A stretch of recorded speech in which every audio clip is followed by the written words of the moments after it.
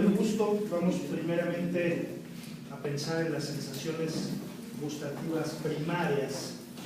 Supongo que ya se las conocen, ya las generaciones que me han tocado siempre ya traen el tema muy bien estudiado, muy bien masticado. ¿Quién me las dice? A ver, aquí empezando por las capacidades muy grandes. Aquí dijimos, ¿no? Aquí para mí. No, de allá. Ok, sensaciones gustativas, ¿alguna? Cualquiera que se sepa. Justo yo sí. Digo, de salado. Esas son. Amar,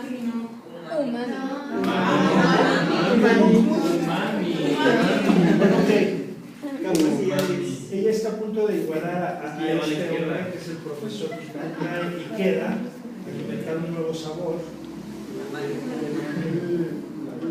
de la Universidad Imperial de Tokio, que es precisamente cuando hablamos de las sensaciones gustativas primarias, que es agrio, ácido, salado, dulce y amargo. Son las cuatro básicas.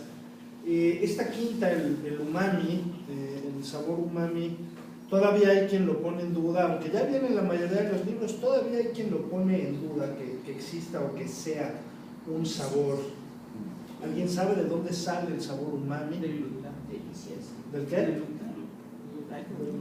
Vas muy bien, vas más o menos bien. Vas más o menos bien. Ahorita vamos a hablar un poquito más de él. El sabor ácido es causado por los ácidos, obvia y lógicamente, y es afectado por la concentración de iones hidrógeno. El sabor salado depende de las sales ionizadas y puede variar de una sal a otra.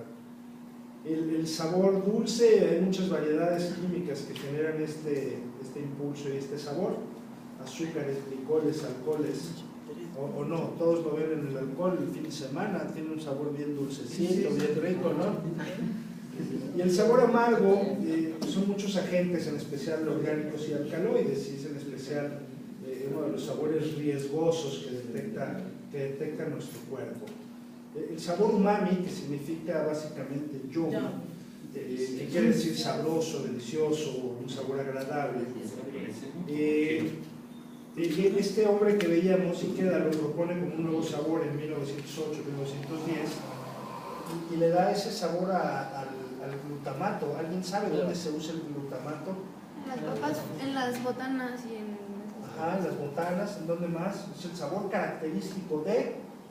los tacos. También lo pueden tener los tacos. También lo pueden tener los tacos. Es el sabor característico de la comida china. La comida china es muy alta en glutamato, y ese sabor característico que tiene se lo da precisamente el glutamato.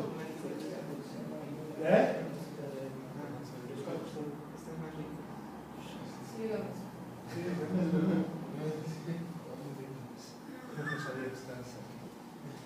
Oye, bueno, entonces en la comida china incluso existe una enfermedad que se llama el síndrome del restaurante chino, que es precisamente una intoxicación por glutamato.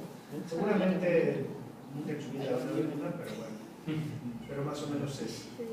Esto que está aquí, esto es glutamato. ¿Alguien lo ha probado alguna vez? ¿Alguien lo ha usado? No, es glutamato. Esto es glutamato. Sí, esto es glutamato monosódico. En la cocina, se llama Ajinomoto, y es derivado o se obtiene de las algas. ¿Alguien lo quiere probar? Pásenlo para que lo...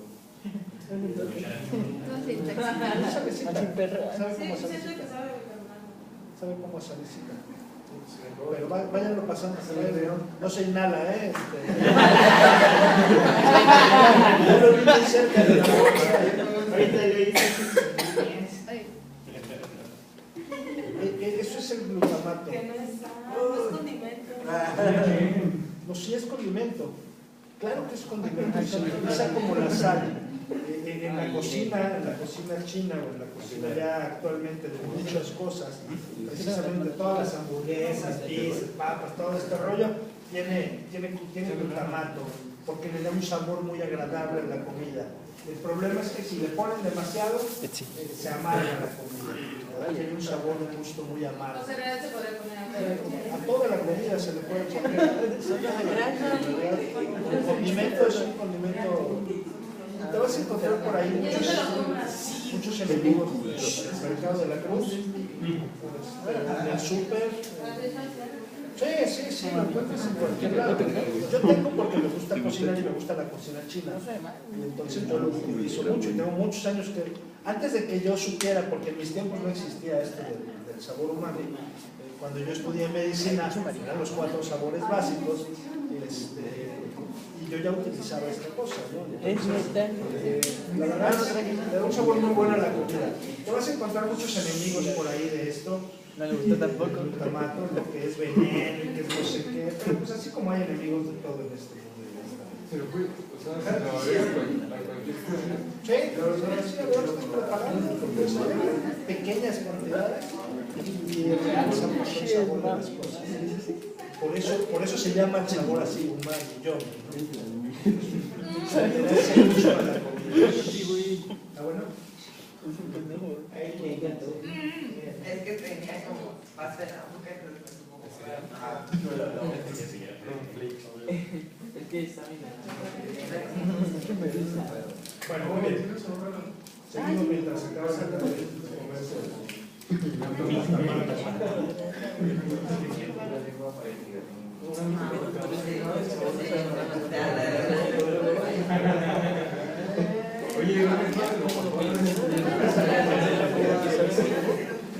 Bueno, muy bien, vamos a seguir.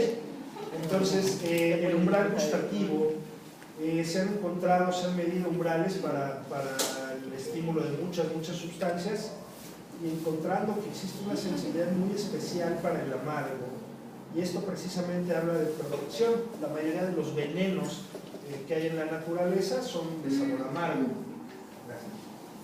Son de sabor amargo, entonces por eso el cuerpo tiene esta sensibilidad que se ha desarrollado a lo largo de la evolución, ¿no? Para protegernos de los venenos. Los índices gustativos los tenemos del lado izquierdo, en especial para las sustancias clave, para el ácido clorhídrico, que es el ácido por excelencia, con un índice de 1, donde el ácido cítrico tiene un índice de 0.46. El amargo, la quinina, tiene un índice de 1, la estricnina tiene un índice de 3.1, la cafeína es 0.4.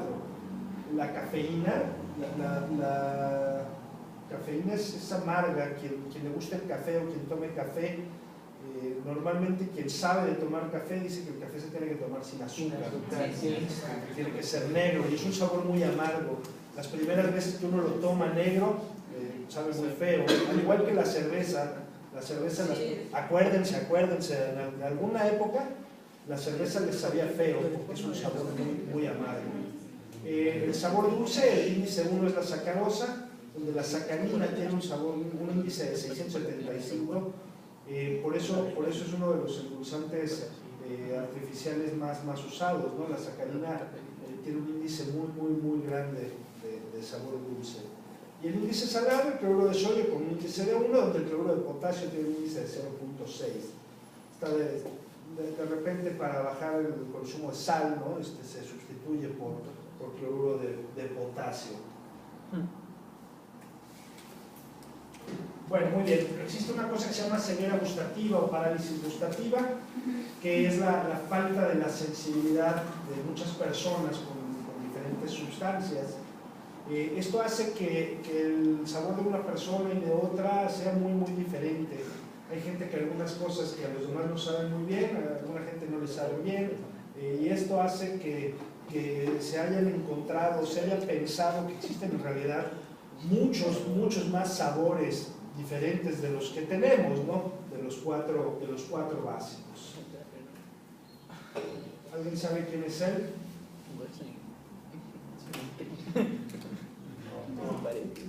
Pero que sí saben quién es él. ¿Ese es el de Chavo? Pues es el mismo, sí.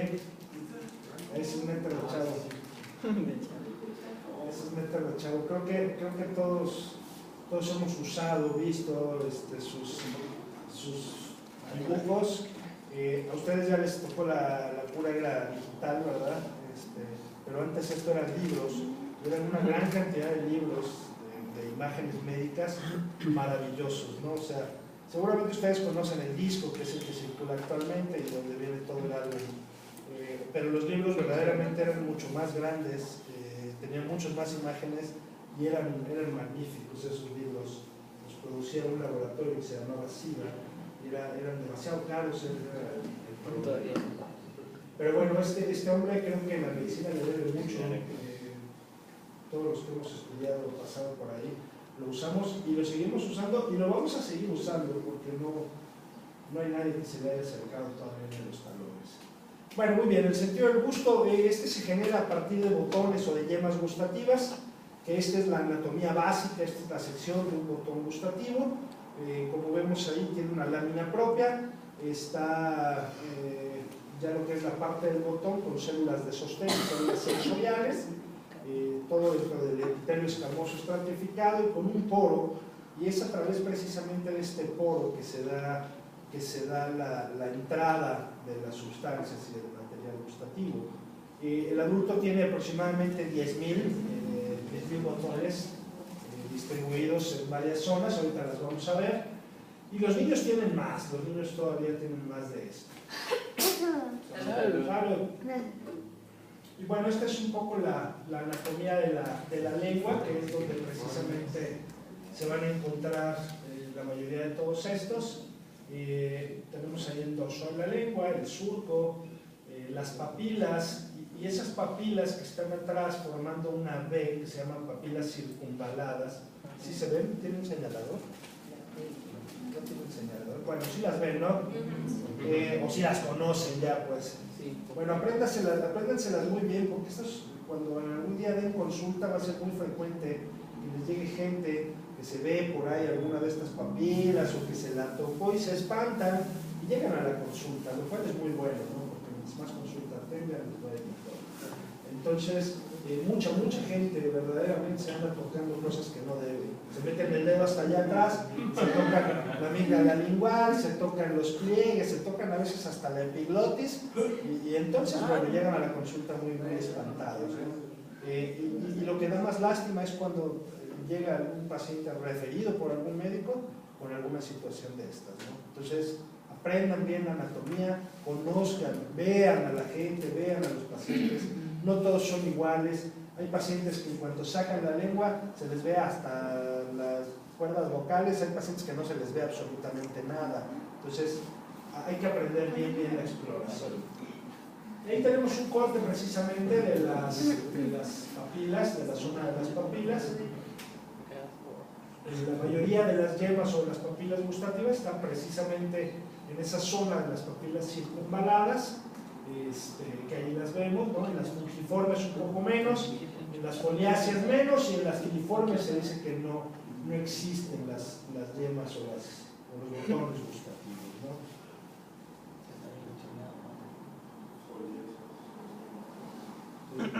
Ahí lo pueden ver, ¿no? Ahí se ve en la anatomía, junto a la amígdala lingual, entre la amígdala lingual y el resto de las papilas fungiformes, filiformes, ahí en las caliciformes, y ahí es donde tenemos los botones. Ahí se pueden ver distribuidos a lo largo de toda la papila. Bueno, tradicionalmente se le han asignado las distintas áreas o estas áreas a los distintos sabores. En la punta de la lengua tenemos lo que es el sabor dulce, todavía en la parte anterior a los lados el sabor salado, en medio y atrás el sabor umami, a los lados atrás el sabor ácido o agrio, y hasta el fondo en la parte de atrás el sabor amargo, ¿no? Entonces, esta distribución más o menos la podemos ver también aquí ya un poco mejor ejemplificada, más a gusto, ¿no?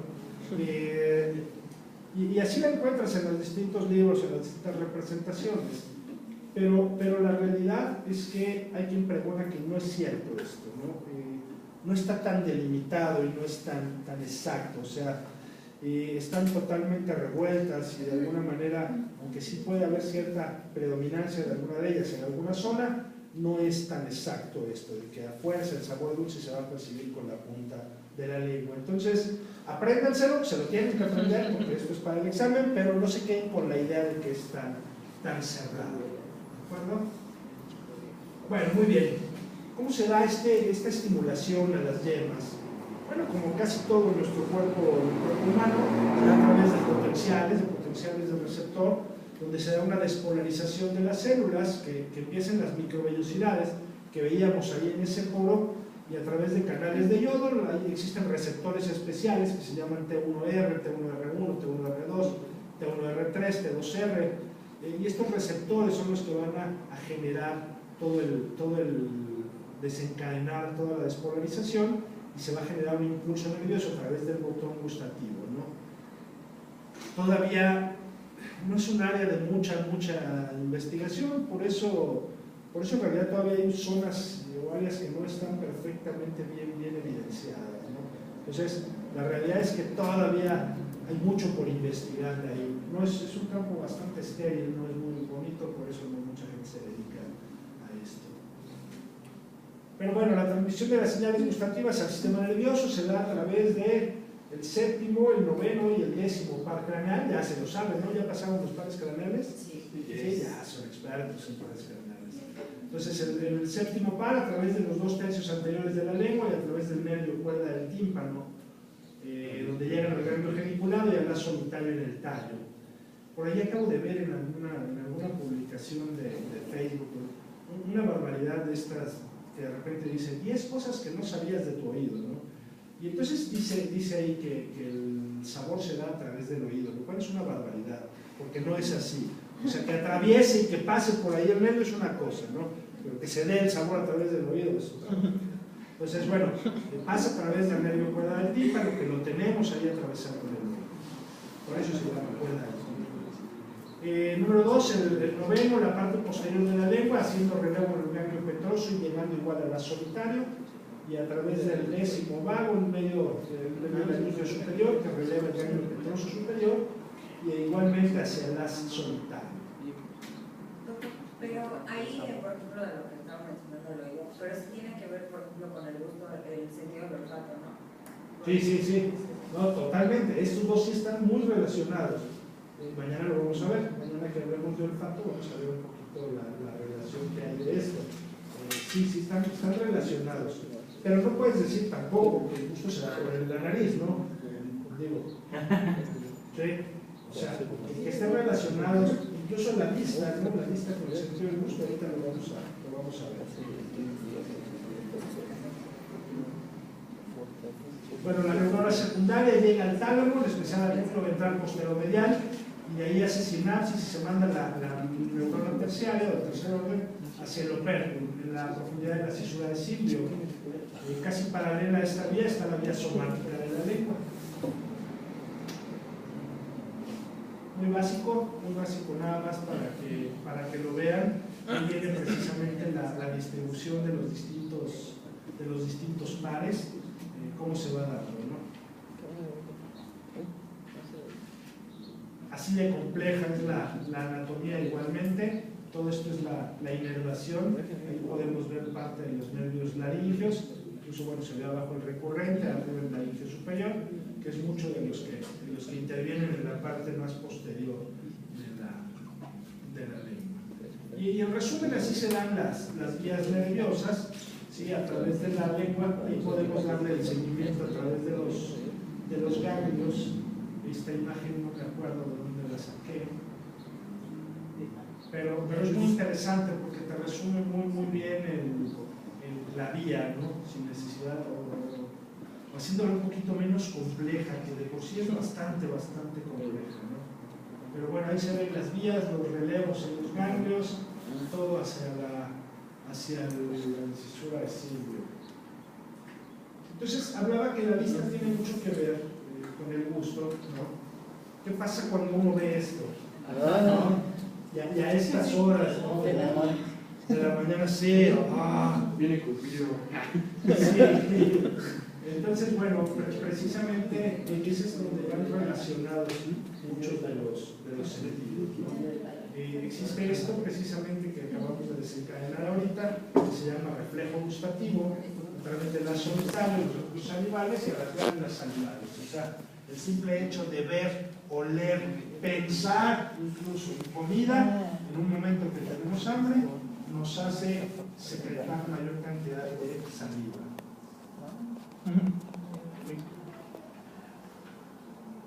Bueno, la adaptación del gusto.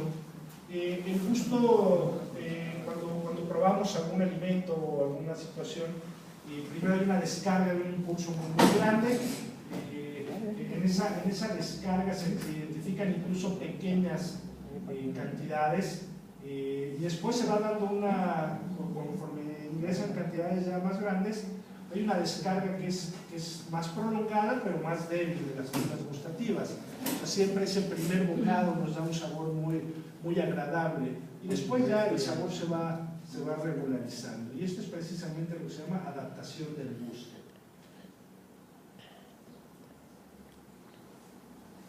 La preferencia gustativa y el control del régimen alimentario. La naturaleza hace que cada especie o que cada tipo prefiera los alimentos que se necesitan. Creo que el ser humano es el que más rompe con esto, ¿no? Dependiendo de las características. Por ejemplo, si uno en la naturaleza lo que más escasea son las grasas, o es de lo que más escasea. No sé si alguna vez han visto algún video de un chango bañándose con jabón, se lo comen porque tiene grasa y porque su cuerpo lo siente. Es difícil encontrar elementos grasos en la naturaleza. Entonces, en cuanto ellos ven algo o sienten algo con grasa, el instinto los lleva a comérselo, ¿no? Entonces, el ser humano pues, sí rompe mucho con esto, ¿verdad? Porque somos los que comemos más aunque no nos haga falta, ¿no? Que teóricamente esto es lo que deberíamos de comer y esto es lo que comemos, ¿no? Se antoja más esta, ¿no? Se antoja más esta que esta, sí se ve muy desabridor.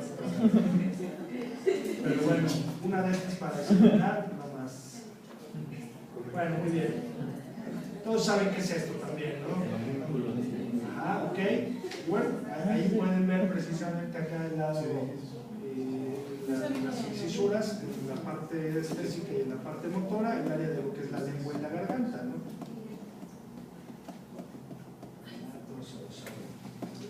Desde luego la lengua no nada más sirve para cuestiones de sabor, también sirve para barbaridades o cosas como esta. Bien bonito. Bien bonito. Y luego se les infectan. ¿Quién tiene aquí alguno en la lengua? Nadie. ¿Nadie? Fue muy rápido ese nadie. Bueno, por si alguien lo tiene, sean cuidadosos, ¿no? Sobre todo con las infecciones que están. Y desde luego no vayan a caer en barbaridades como esta. Que igual lo hacen por, no sé, falsos motivos estéticos o deficiencias de personalidad, no sé. Una persona han de tener para hacer una cosa como esta, ¿no? Pero bueno, eso es todo en cuanto al sentido del gusto. ¿Alguna pregunta, alguna duda? Nos quedan 15 minutos. Si ustedes están de acuerdo, podemos ver algunos videos un poco más clínicos, si no tienen inconveniente.